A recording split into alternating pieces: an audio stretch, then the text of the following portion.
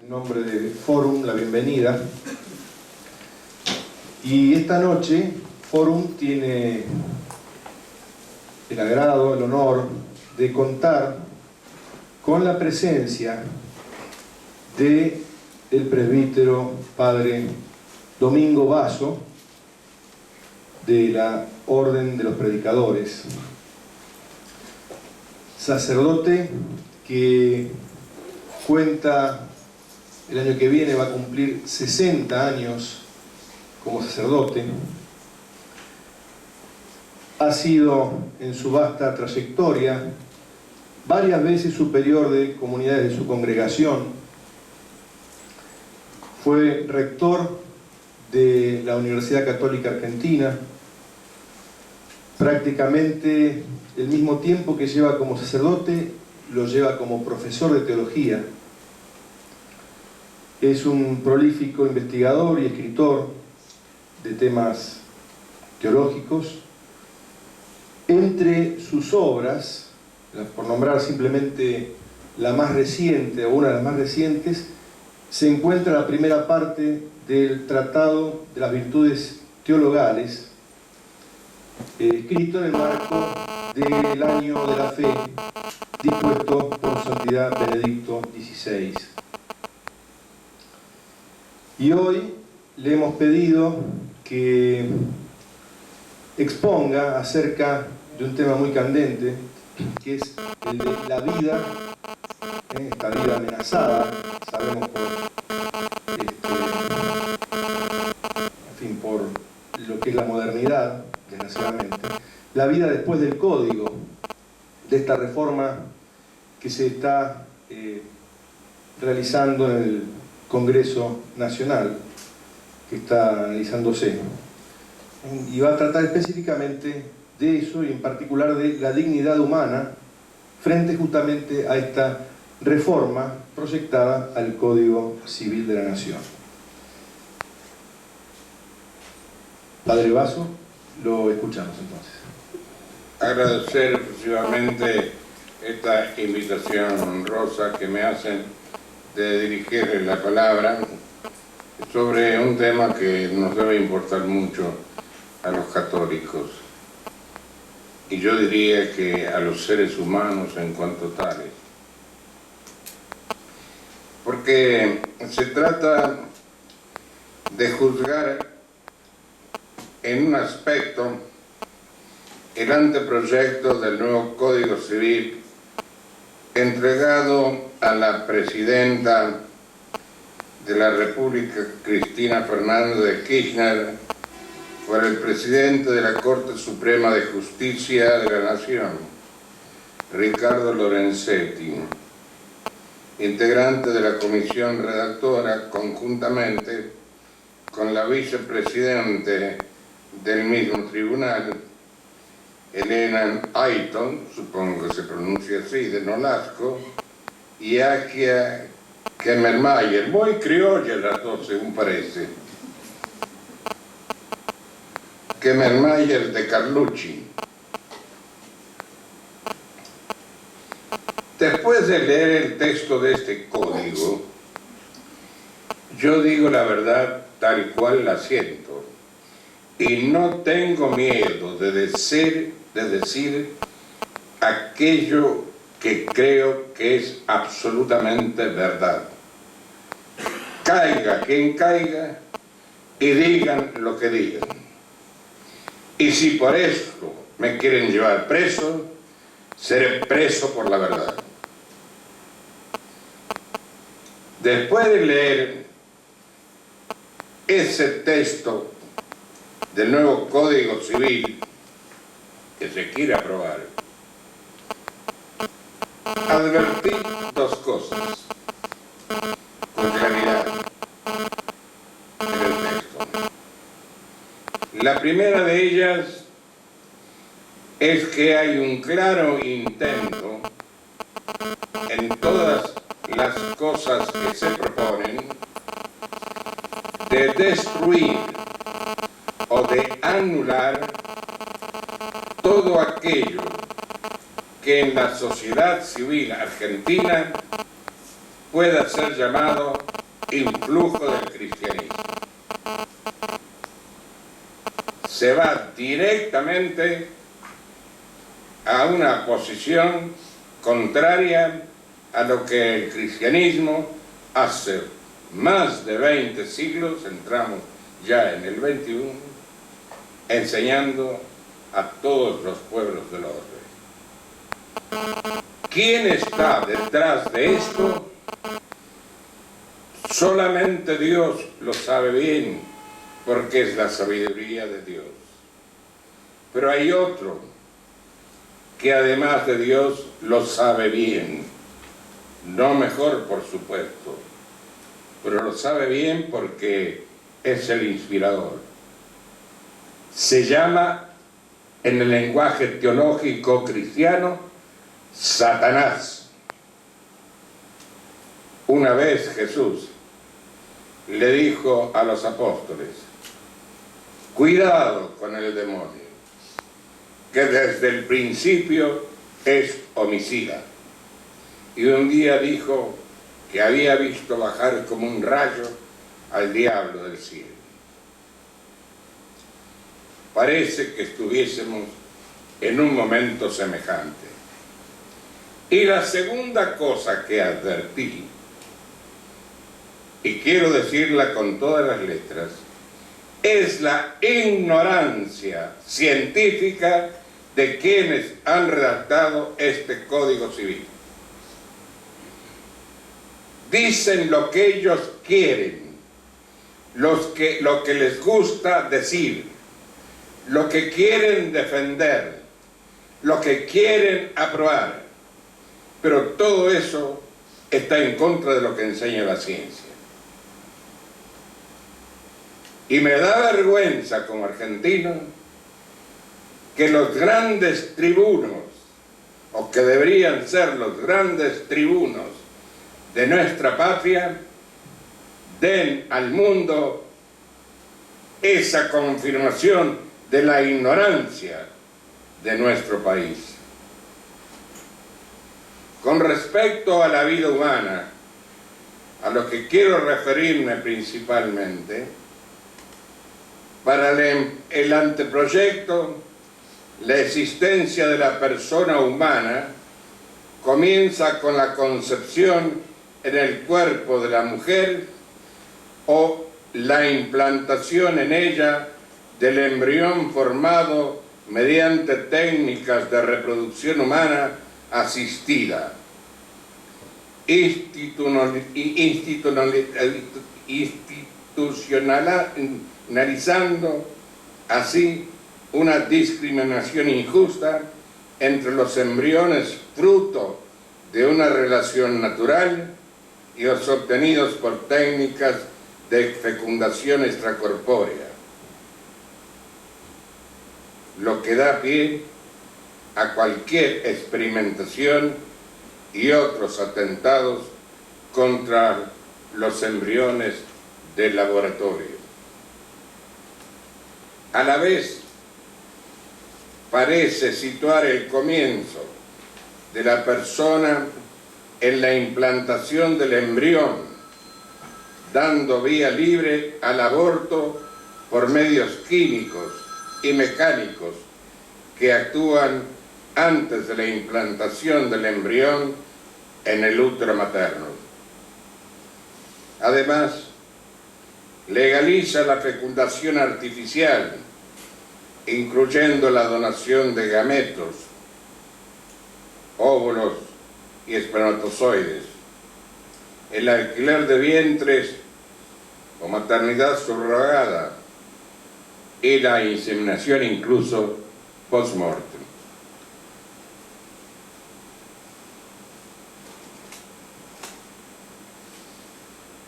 Un gran científico australiano de apellido Sidney demostró que desde el momento de la fecundación del óvulo por el espermatozoide,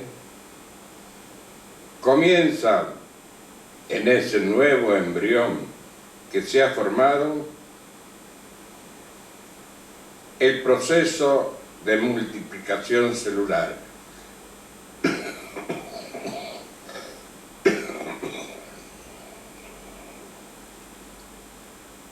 Procesos que se producen por desarrollo geométrico. 2, 4, 8, 16, 32, etc. Y él ha logrado determinar cómo, sin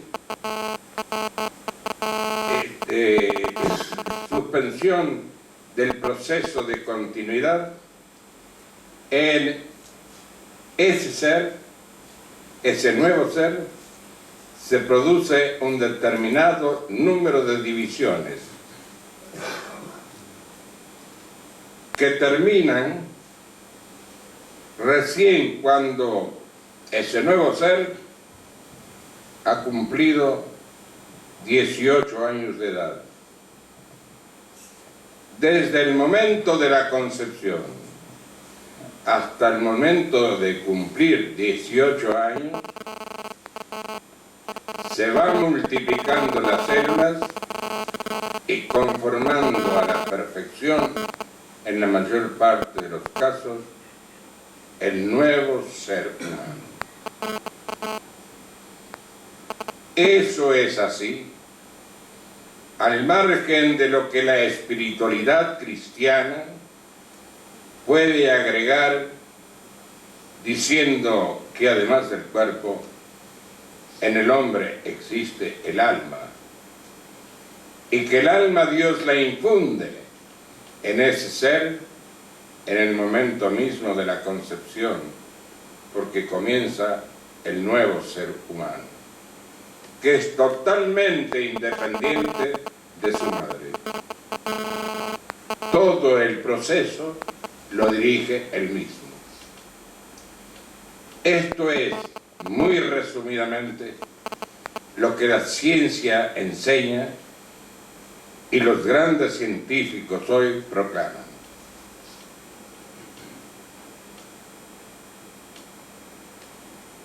Por eso los argumentos a favor del aborto en la etapa anterior a la implantación del embrión en el seno materno no valen en absoluto para la verdadera ciencia.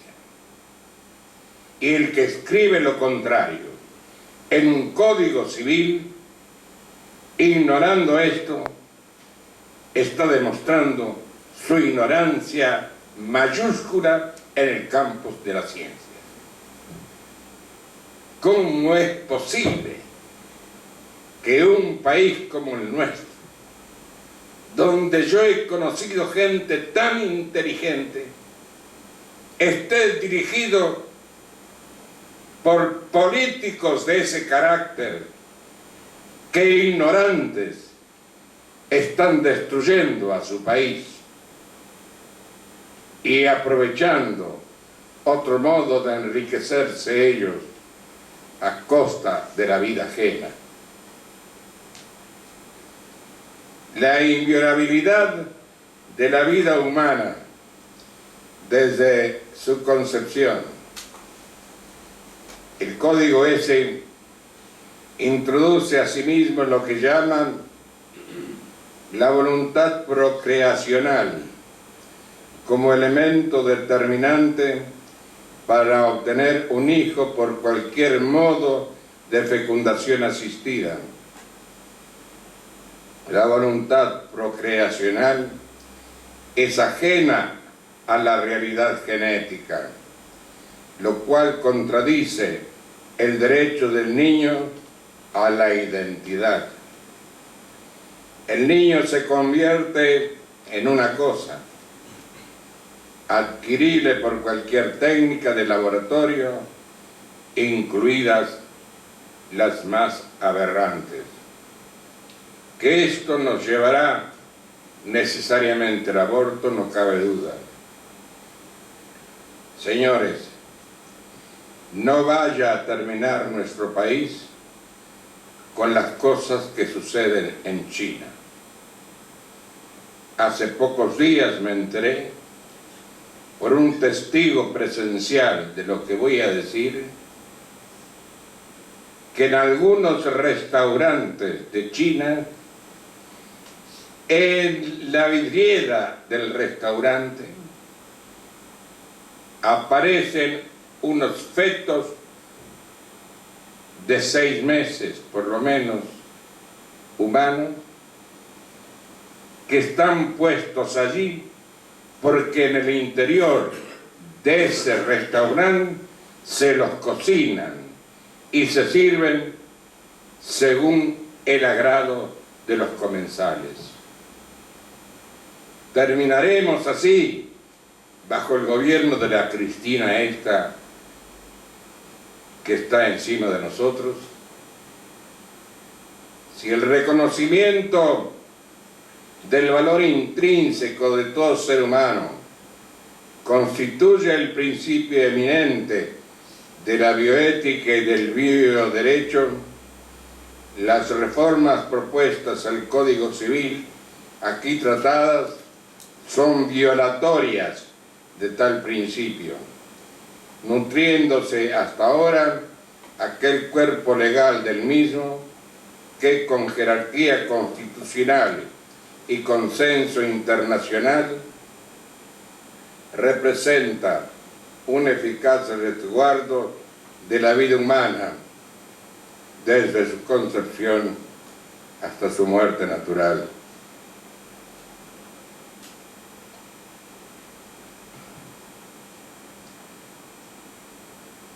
Juan Pablo II, para quien la Iglesia no es minimalista, invisible, silenciosa, sino que experimenta tener una misión en el mundo contemporáneo, hablando del Evangelio y por ende defendiendo al hombre y la paz entre los pueblos, decía el 8 de octubre del año 2000, la humanidad posee hoy instrumentos de potencia inaudita. Puede hacer de este mundo un jardín o reducirlo a un cúmulo de escombros. Ha logrado una extraordinaria capacidad de intervenir en las fuentes mismas de la vida.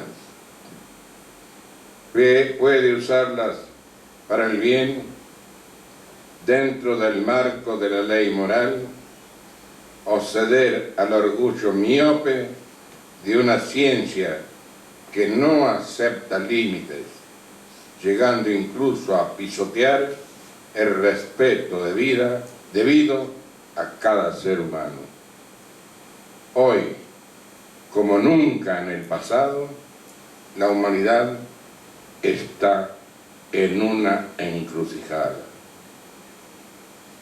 Y la República Argentina se ha metido de lleno en esa encrucijada. Y como escribiera en aquel entonces todavía cardenal Ratzinger, la inactualidad de la Iglesia puede ser su fortaleza.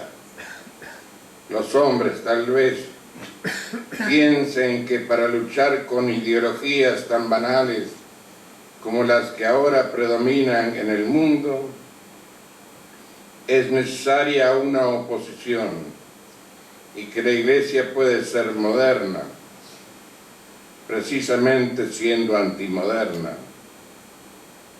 oponiéndose a aquello que todos afirman. La Iglesia necesita ejercer un profético papel de oposición profética. Aunque al principio parezca lo contrario, su mayor fuerza está precisamente en el coraje de la verdad, a pesar de que esto le quite popularidad y pueda parecer que la Iglesia se está encerrando en un gueto. Pues bien, Queridos amigos, para que la Iglesia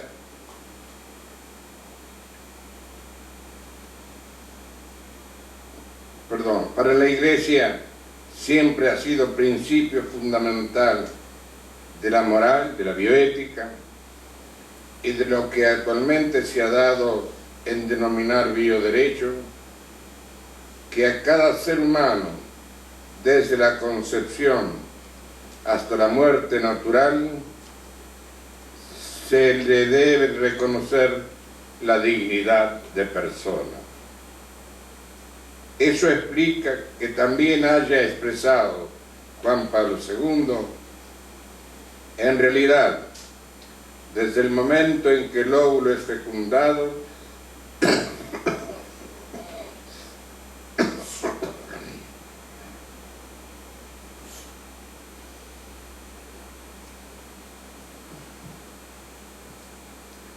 se inaugura una nueva vida que no es la del padre ni la de la madre, sino la de un nuevo ser humano que se desarrolla por sí mismo. Jamás llegará a ser humano si no lo ha sido desde entonces. A esta evidencia de siempre, la genética moderna otorga una preciosa confirmación. Muestra que desde el primer instante se encuentra fijado el programa de lo que será ese viviente, el llamado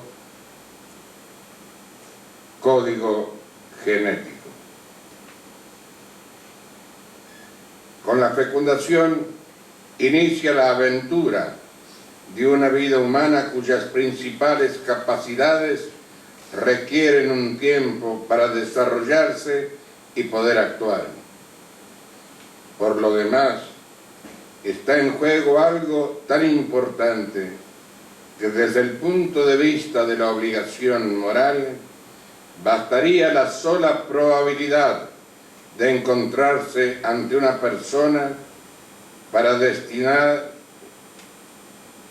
justificar la más rotunda prohibición de cualquier intervención destinada a eliminar un embrión humano.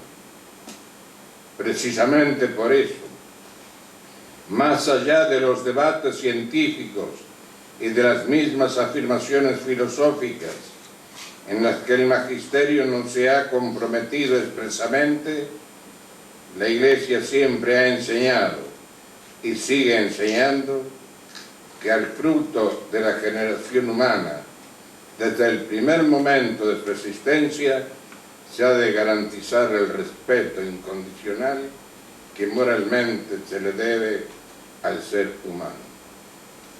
Señores, todo eso son grandes verdades, no cabe ninguna duda. Pero cuando uno ve que hay gente que quiere fantásticamente prescindir de todo esto y poner sus leyes o hacer fabricar las leyes según su criterio, uno se pregunta, ¿no será una desgracia para la humanidad el hecho de que el abortismo recién ahora tenga éxito?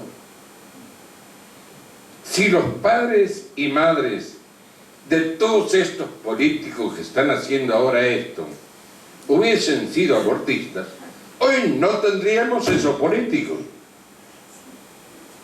y podríamos trabajar tan tranquilos porque quedaron todos liquidados. Se puede matar a una criatura, pero si yo sostengo que se puede fusilar a un violador, me llevan preso. Pero ellos dicen que se puede matar una criatura que todavía no ha nacido y que no se puede defender. ¿Cómo puede existir gente así? ¿Cómo puede ser? Y entusiasman al pueblo como con el fútbol. ¿Cuál es el mejor equipo de la Argentina? Ahora parece que con Messi y Di María es la selección. Pero se matan los hinchas de fútbol por su equipo. ¿Y cuál es el mejor? ¿Y cuál es el mejor? Pero caramba, en el plano político la cosa es muy seria. El pueblo argentino, como todos los demás pueblos, es un pueblo que tiene que votar, tiene que elegir. Y elegir a esto. Incluso en un programa de televisión me tocó la desgracia de disputar con unas 3 viejas, perdone que diga eso, pero eran 3 viejas, que se decían católicas por la libertad del aborto. Santo Dios, hay de todo en este mundo. Al principio tuve un poco de paciencia. Yo soy de origen veneciano y los venecianos tenemos poca paciencia. Y aguanté con paciencia la discusión, pero al final perdí la paciencia. Y le hice la siguiente pregunta a las 3, que divirtieron mucho a los que manejaban los aparatos de la televisión, que con el dedo me hacían así, desde atrás del aparato. Les pregunté, ¿ustedes por qué son partidarias del aborto? ¿Tienen miedo de quedar embarazadas? Verdaderamente, ¿por qué estar defendiendo tanto el aborto y haciendo propaganda y hablando a los jóvenes? Y fueron 2 jóvenes presentes allí los que les taparon la boca de la manera más solemne.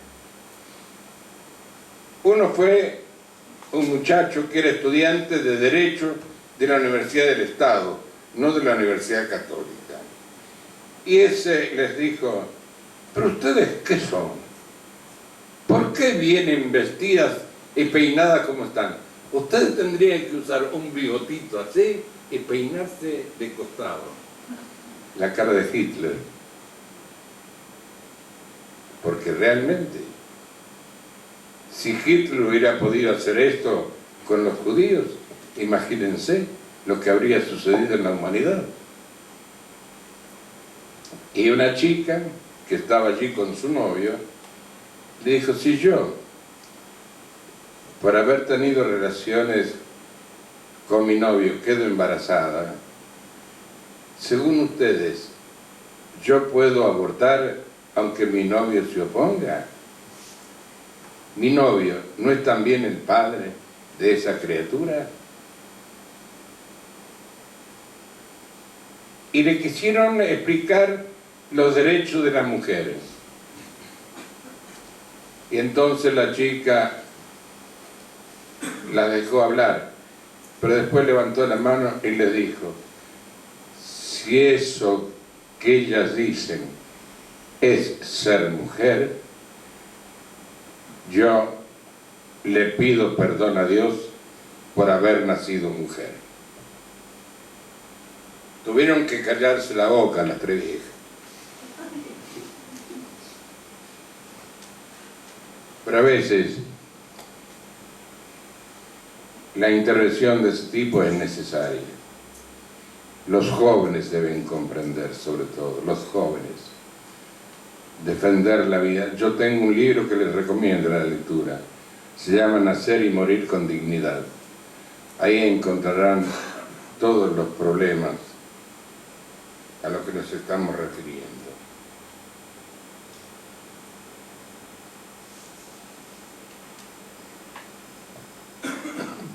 La persona es un bien en sí misma y siempre es necesario buscar su desarrollo integral. El amor hacia todos, y más si es sincero, tiende espontáneamente a convertirse en una atención preferencial por los más débiles y los más pobres. Sobre estas bases se coloca la preocupación de la Iglesia por la vida naciente, la más frágil la más amenazada por el egoísmo de los adultos y por el oscurecimiento de las conciencias.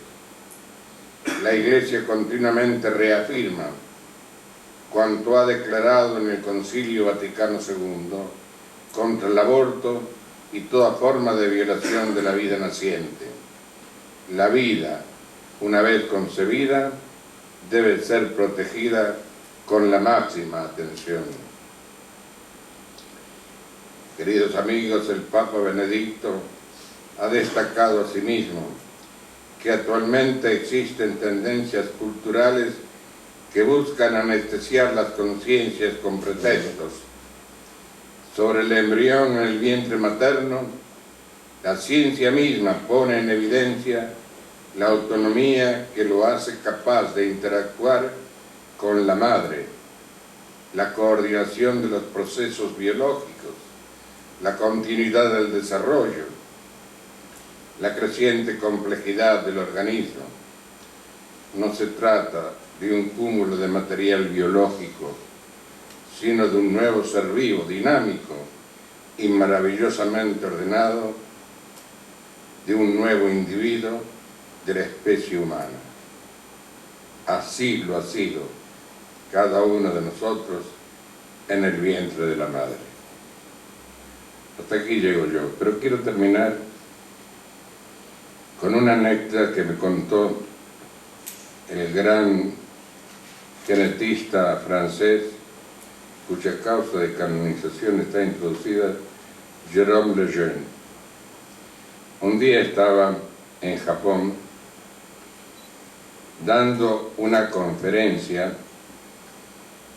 a una comunidad de jóvenes religiosas japonesas dedicadas a la enseñanza en Japón y al cuidado de los enfermos en los hospitales. Y él, hablándoles de la importancia del útero materno, les dijo que era el mejor laboratorio que existía, donde mejor se hacían las cosas, los que más correspondía a este nuevo ser y a su enorme dignidad, que es el nuevo ser humano. Entonces la superiora de la comunidad le preguntó, le dijo a la traductora que lo asistía, si le podía traducir esta pregunta. Si él sabía cómo en japonés se decía útero. Y él contestó, no, por supuesto que no. Bueno, el japonés se escribe como el chino, con ideogramas, no como nosotros escribimos, ¿no? Se llama Skikyu o Skikyu. ¿Y qué significa Skikyu? Palacio del Hijo. Mira vos. Los otros días recibí un email que se llama Hiroshima. Son fotografías de Hiroshima antes de la bomba atómica. En el momento de la bomba atómica y después, 60 y tantos años después. Es extraordinario lo que ha sucedido ahí. Lo que había quedado de Hiroshima después de la bomba atómica. Lo que es Hiroshima 60 años después.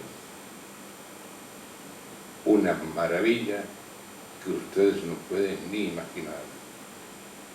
Yo cuando miraba esas fotos me decía interiormente, nunca me imaginé la posibilidad de esto.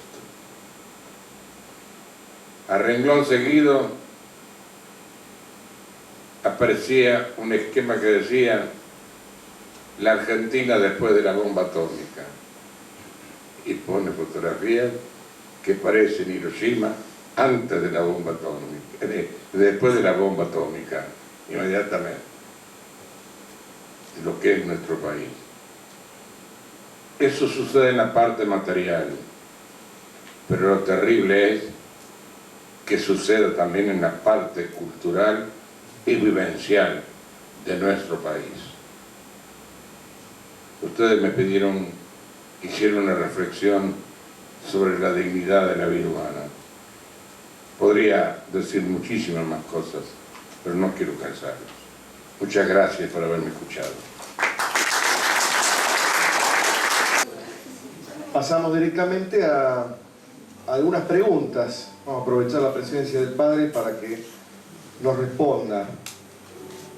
Preguntas que han hecho ustedes. Dice lo siguiente, Padre, en los casos extremos, donde se debe elegir entre la madre o el niño, ¿qué vida debe salvarse? No se puede elegir. Lo que puede suceder es que se salven los dos y se mueran los dos. Esa es la elección que cabe.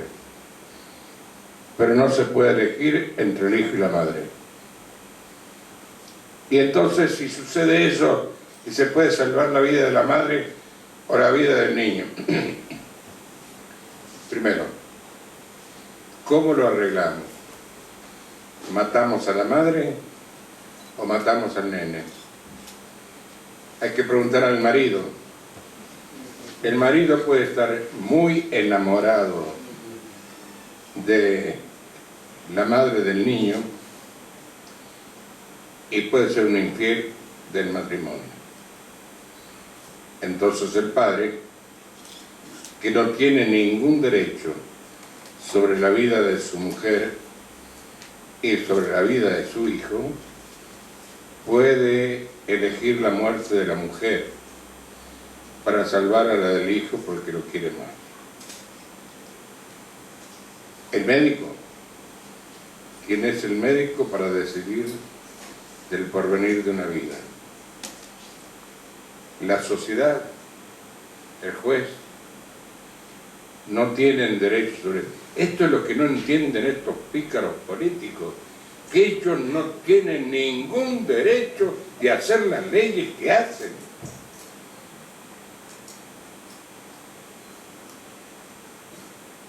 ¿Quién es el dueño de la vida? Bueno, no solo un cristiano, pero sobre todo un cristiano debe responder, el dueño de la vida es Dios. Y Dios, claramente, lo sabemos por la revelación, se ha reservado el derecho sobre la vida humana. Tanto al crear al hombre, le dice que es dueño de todo,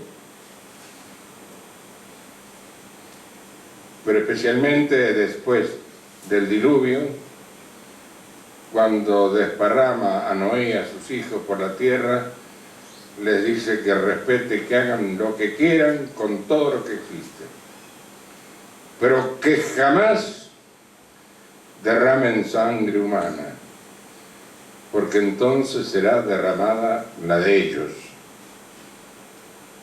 La sangre humana solamente Dios es dueño. Y así pensó el pueblo de Israel durante toda su historia, porque está claro en el libro de la Sagrada Escritura eso. Si Dios quiere que mueran los dos, sabrá por qué lo quiere. Algún día debemos morir. Y así como hemos nacido por suerte, morimos por suerte también, viendo las cosas desde nuestro punto de vista, mirándola desde el punto de vista de Dios, Hay un motivo para que nazcan y un motivo para que mueren. Y Él lo sabe. Lo que debemos decir entonces es imposible hacer algo para salvar la vida de uno o de otro, pero no podemos elegir entre uno y otro. Son de Dios, que Dios haga lo que quiera. Los buenos padres y las buenas madres, a mí, sacerdote, muchas veces me lo han dicho. Hemos perdido a un hijo, pero yo no quería ni la muerte de mi hijo ni la muerte de mi esposa. Dios ha hecho eso, Él sabe por qué. Él es el único que tiene derecho. Tan grande es la vida del hombre. Yo hace poco escribí un folleto sobre el resto del rosario, sobre la importancia que tiene en la vida cristiana la oración del rosario.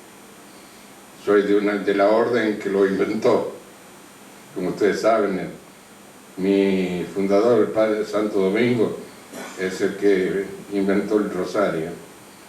Y en un determinado momento digo que efectivamente nosotros, cuando rezamos el rosario, nos ponemos en las manos de Dios y le pedimos permanentemente a Dios que haga con nosotros lo que Él quiera, porque Él es el único que tiene derecho sobre nosotros. Ni nosotros tenemos derecho sobre nuestra vida. Por eso el suicidio es malo. El hombre no tiene derecho a disponer de su vida. La vida del hombre es solamente posesión de Dios. Y por eso digo, el rosario es una gran oración, porque le enseña a los pobres y a los ignorantes la importancia que tienen en el mundo. Todos lo desprecian, todos los posponen, pero el rosario les enseña que Dios los quiere, que ellos son hijos de Dios y que Dios tiene para ellos reservada una gran vida, una gran riqueza. Yo he visto pobres que se convertían rezando el rosario y pasaban a ser personas de una gran dignidad y de un magnífico comportamiento. Y estos políticos ricachones, pero ladrones, no acusa a nadie en concreto aquí. Si algún día tuviera pruebas, lo acusaría. Pero son ladrones. No tienen dignidad de hombres. Y pobres de ellos. Yo, cuando llegue al cielo, les confieso la verdad, no le voy a pedir permiso a Dios para visitar el infierno. Pero a veces pienso, me gustaría ver qué cara tienen los que le negaron a Dios, los que rechazaron la fe, los que mataron seres humanos y los ladrones sin perdón. El pecado contra el Espíritu Santo no se perdona, dice Jesús.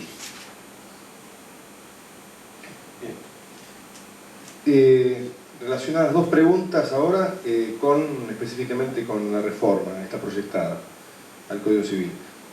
Dice esta: ¿el proyecto establece algún momento a partir del cual se considera persona al feto? No, porque sostiene la tesis de que comienza la vida humana, propiamente dicha humana, en el momento de la anidación del embrión, no antes, como si antes no fuera persona. En cambio nosotros sostenemos que el embrión es persona, Primero de todo porque está el hombre. Yo ahora y ustedes ahora no somos más de lo que fuimos en el momento de ser el primer embrión de 46 cromosomas. En el código genético, que se ha tratado de leer y no se ha podido todavía, estábamos integralmente contenidos. Hasta ciertas enfermedades, como por ejemplo la diabetes, estaban inscritos en el código electrónico, en el código genético. Está el nombre resumido, por eso Laile descubrió que la división celular que se produce es mecánica, porque ya está inscrito eso en el código genético. Y ese embrión va creciendo solo, no le pregunta a nadie, no le pregunta a su madre si debe crecer o no. Fíjense en estos detalles. Más o menos la anidación del embrión se calcula alrededor del día 7º de la concepción, o sea, de la unión de óvulo y espermatozoide. El embrión ha sido absorbido por la trompa de Falopio, porque se ha formado cuando el espermatozoide, atravesando la trompa de Falopio, subiendo por el útero femenino, ¿sí?, y se dirige hacia el ovario de la mujer.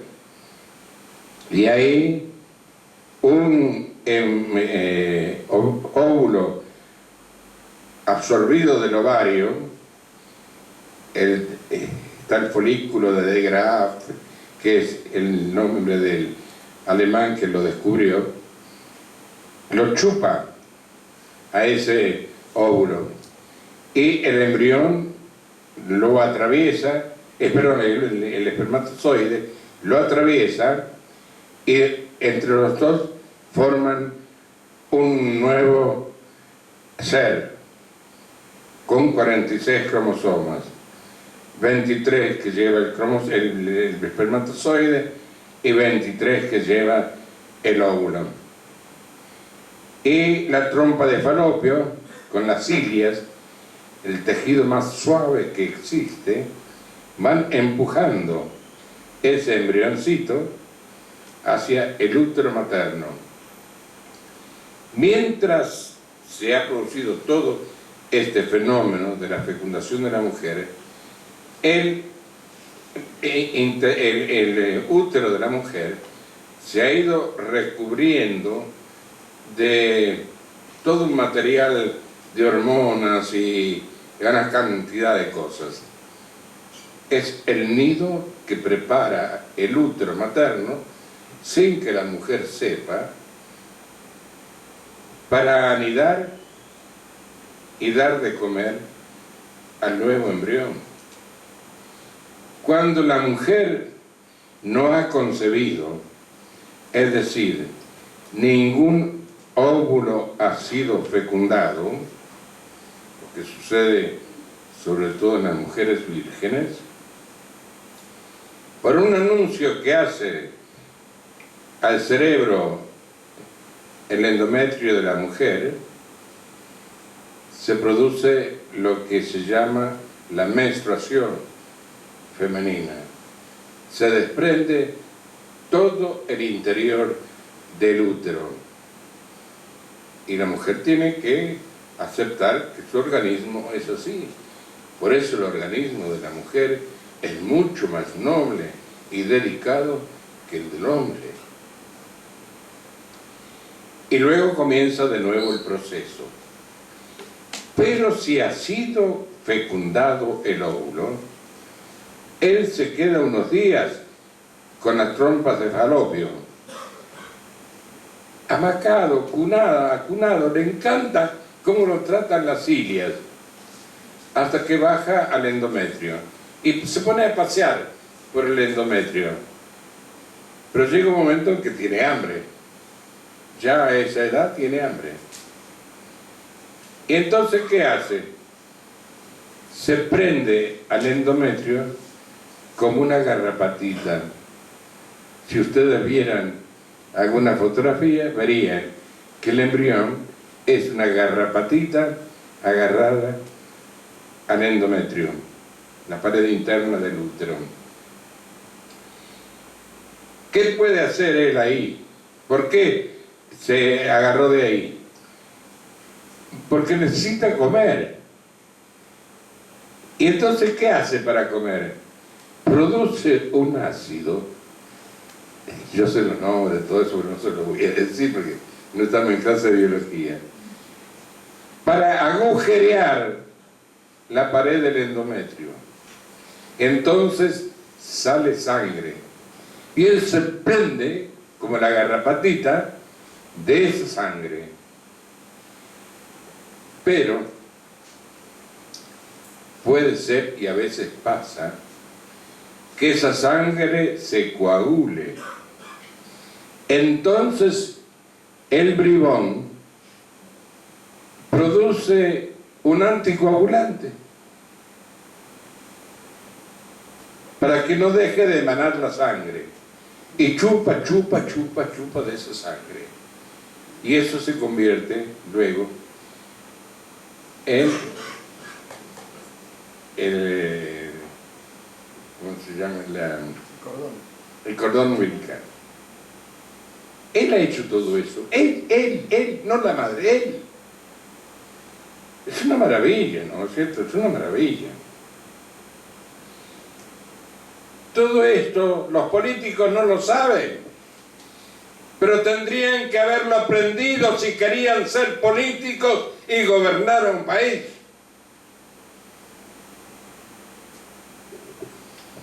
Yo no necesito en mi gobierno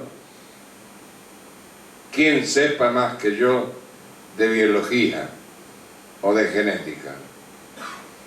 Pero sí puedo exigir que no haya un político que arruine lo que yo aprendí en genética y biología.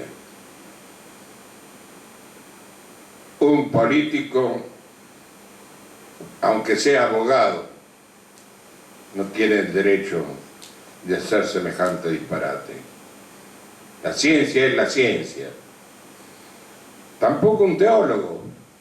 Yo como teólogo no me opongo a la ciencia, al contrario, la busco y la respeto todo lo que pueda, porque estoy totalmente convencido que entre ciencia y fe no hay ninguna contradicción. Al contrario, cuanta más ciencia sé, más se inculca en mi alma la fe.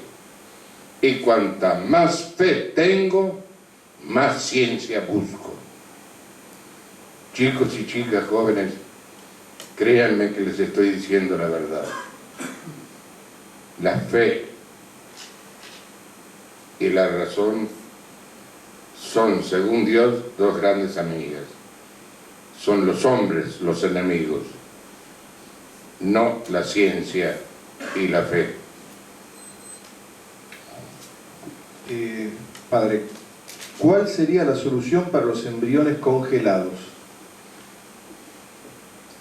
Santo Dios, no congelarlos. Es la primera cosa que hay que responder. ¿Cómo hacer eso con seres humanos vivos? Esa es la pseudociencia. Los científicos que aprovechan su conocimiento para hacer esas cosas y quieren aumentar su prestigio frente a la sociedad son malandras, son malevos, son criminales. Ni un embrión tiene que ser congelado, jamás. Pero una vez que los congelaron, ¿qué puede hacer sino esperar que se mueran? Pero la Iglesia ha enseñado hace poco que el limbo no existe, que los embriones que se mueren antes del bautismo pueden ser que se vayan al cielo, porque no cometieron ningún pecado. Y están los méritos infinitos de Cristo, que vino a redimir a la humanidad. Entonces probablemente los embriones que han sido asesinados siendo personas están en el cielo, viendo a Dios cara a cara, porque su almita no pudo ser destruida por las cristinas quistas.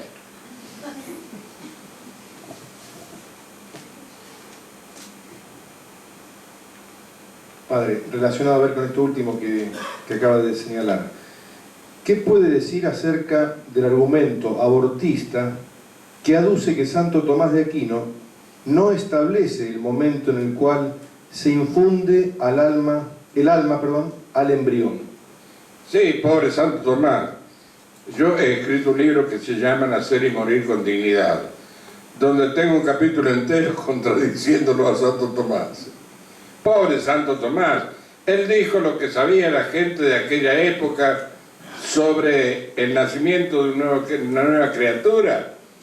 El óvulo y el espermatozoide se descubren en el siglo XV y él está en el siglo XII. Para ellos, lo único evidente era el esperma masculino, porque es fácil saber que existe el esperma,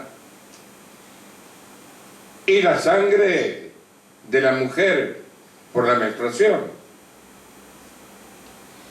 Y por eso desde Aristóteles pensaban que la unión del semen y la sangre de la mujer se formaba como un terreno de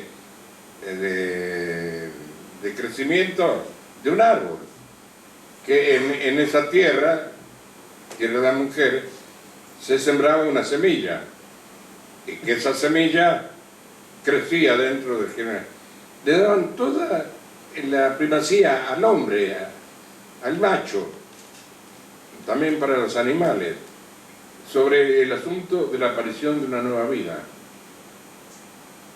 Se equivocaban. Entonces, por eso, ¿en qué momento se infunde el alma espiritual en el hombre?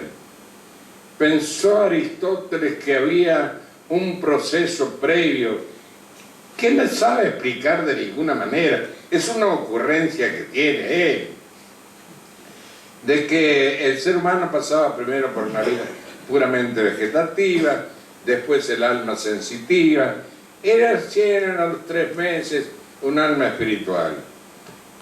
El Santo Tomás, pobre hombre, que no sabía nada de genética del siglo XXI, creyó que eso era, bueno, lo que decía la ciencia. Y entonces pensó que el alma humana era infundida por Dios a los 3 meses de...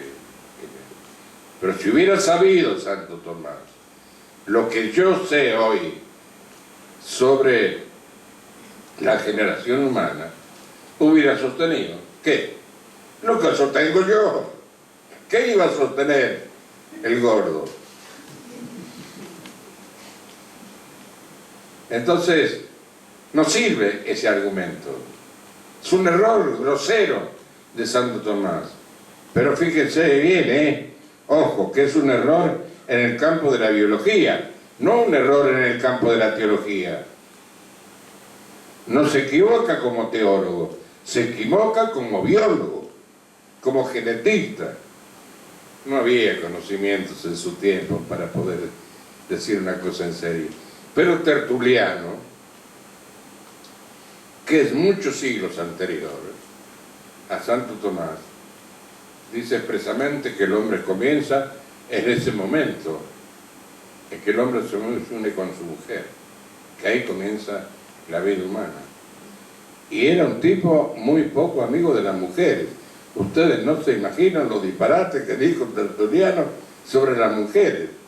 Las mujeres lo lincharían a Tertuliano. Sin embargo, reconoce la grandeza de la mujer en la maternidad. el cuerpo de la mujer. Finalmente ahora sabemos que el hombre no es solamente una semilla del varón, sino que es mitad madre, mitad padre. La mujer es muy importante, tan importante que a veces le deja sus residuos a los hijos. Si es linda, los chicos nacen lindos. Si es fea, a veces nacen feos. Bueno, la última pregunta, padre. ¿Existe algún método de reproducción asistida que sea aceptado por la Iglesia? Reproducción asistida propiamente, solamente hay uno que tuvo éxito cuando fue ensayado en la clínica Santa Ana de Turín.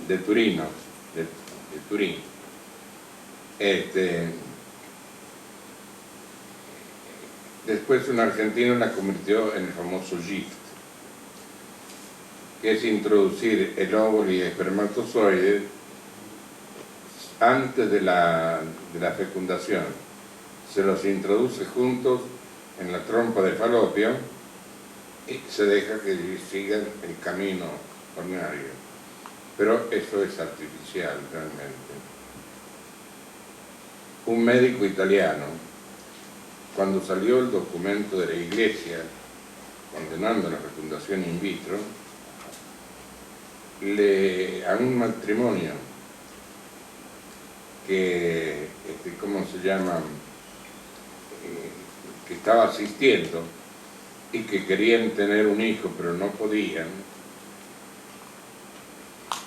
le dijo al matrimonio: bueno, miren, usted, le dijo el marido, se me pasa 5 días sin realizar el acto sexual, sea abstinente. Y usted, señora, espera hasta el día tal, que es el día de su ovulación. Eso lo tenía él anotado en los estudios que había hecho del cuerpo de esa mujer. El día tal, vienen a mi laboratorio. Y fueron al laboratorio y les tenía todo preparado. Los llevó a una habitación donde había una cama muy cómoda y dice: yo les cierro la puerta y ustedes realicen el acto sexual. Y ellos obedecieron a su médico y tranquilamente, se amaban mucho, realizaron con entusiasmo su acto sexual. Cuando terminaron le avisaron, entonces le dijo: bueno, usted póngase los pantalones y váyase. Y se quedó sola con la mujer y con una goma tomó semen que estaba en el cuello del útero todavía y lo introdujo hasta la trompa de falopio. Lo inyectó en la trompa de falopio. De modo que el acto natural estaba totalmente a salvo. Él no hizo más que... Y Pío XII había dicho que una cosa es sustituir el acto natural y otra cosa es perfeccionar el acto natural. Este hombre había perfeccionado el acto natural y la mujer quedó embarazada, pero desgraciadamente tuvo un aborto espontáneo. Y se ensayó luego eso muchísimas veces y no se logró. Pero ese sería el método más sano, biológicamente más sano y moralmente lícito. Ese caso. Los demás son todos ilícitos. Porque es tratar al ser humano como una cosa. Y el ser humano no es una cosa. Por tanto, además, sí. yo no puedo decir toda la verdad diciendo malas palabras, pero así como antes, insultar a un hombre o a una mujer era decirle hijo de mala madre, diciendo otra palabra. Ahora sería el insulto decirle a un chico nacido así, ¿puedo decir la barbaridad? ¿No se escandalizan? El peor insulto que vendrá no será hijo de puta, sino hijo de pajero. Porque eso es lo que pasa. Piensen ustedes en un niño que recibe este insulto.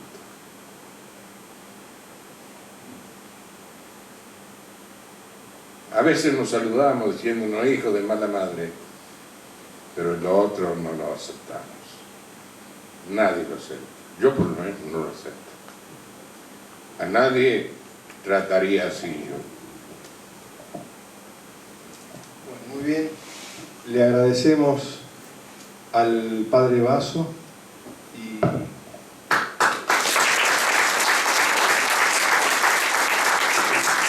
no quiero irme sin contarles una anécdota que ya la conté a un grupo cuando estábamos tomando el café ahí. Una anécdota que me contó el doctor Jérôme Lejeune. Mejor dicho, más que una anécdota contada, algo que me pasó con el doctor Lejeune. Yo estuve en París meses siguiendo su curso de genética, por eso sé todo lo que les he estado diciendo a ustedes, y pude escribir mi libro, Nacer y Morir con Dignidad. El curso fue muy intenso, porque además de las clases que él daba, yo me quedaba luego a trabajar con él, seguíamos conversando, me seguía explicando cosas, así que en 3 meses hice lo que normalmente se hace en 2 años. Y una noche yo estaba a punto de acostarme y él me llama por teléfono y me dice, padre, necesito, Dominique, no me llamaba padre, necesito que mañana a las 7 estés en mi laboratorio. Él tenía un laboratorio y al fondo un patio donde tenía un pequeño zoológico, y en ese zoológico tenía un par de canguros, marido y mujer.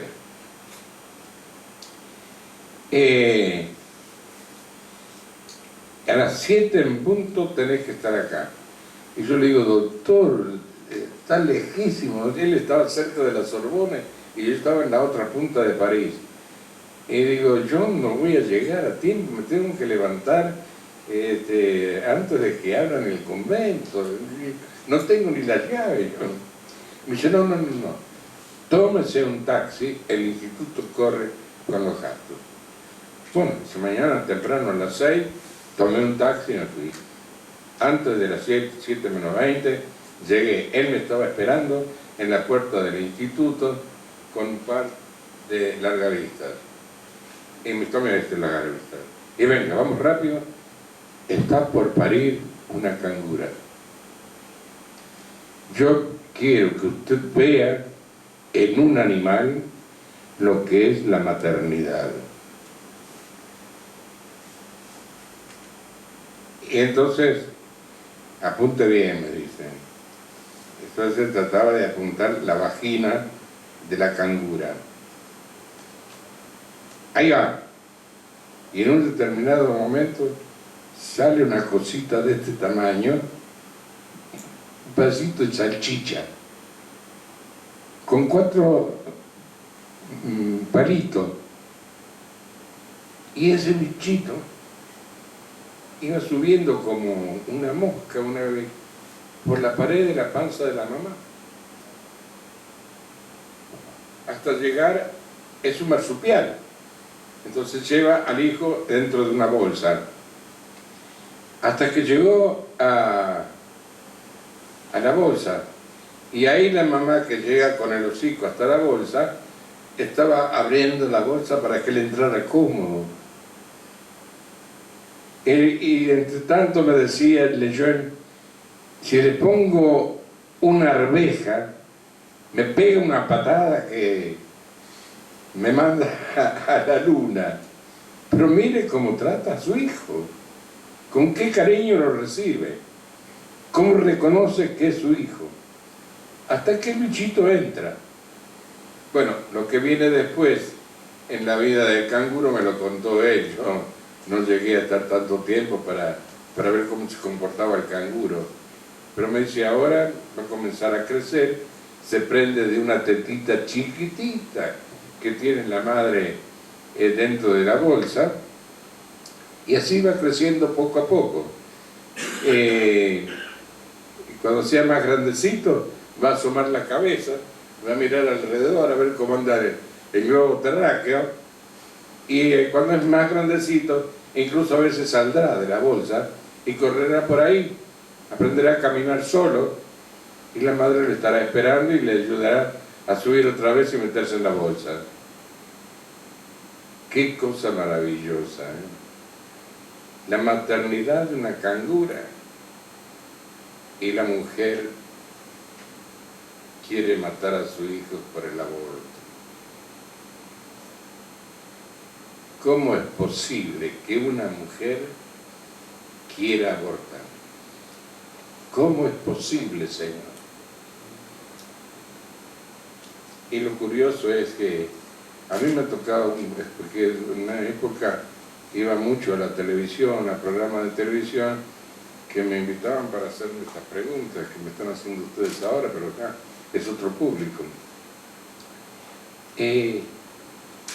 Los hombres siempre estaban en contra del aborto, las mujeres siempre a favor del aborto. Y yo, dentro mío, decía, menos mal que mi mamá es una veneciana de otra época, porque argentinas de esta época, Dios me libre y me guarde. La mujer quiere matar a su hijo. ¿Cómo es posible semejante cosa? Que ha sido violada, pero ella no tiene la culpa y él tampoco. ¿Por qué no piden que el violador sea fusilado? Él se merece la muerte. Si yo fuera presidente de la República, les aseguro que pongo la ley de castrar a todo violador. He visto que hay varios artistas de cine y televisión que han dicho lo mismo que yo, pero yo lo digo siempre, a ella hay que castigar, y si no, condenarlo a muerte, aunque lo que hizo merece la muerte. Cortarle lo que te dije, entonces dejará de hacerlo, te lo aseguro, lo he visto en los caballos y en los burros, dejará de hacerlo. Curamos al mundo en gran parte, por lo menos en un pedazo de gente lo curamos. Bueno, chicos, buenas noches. Muchas gracias por estar.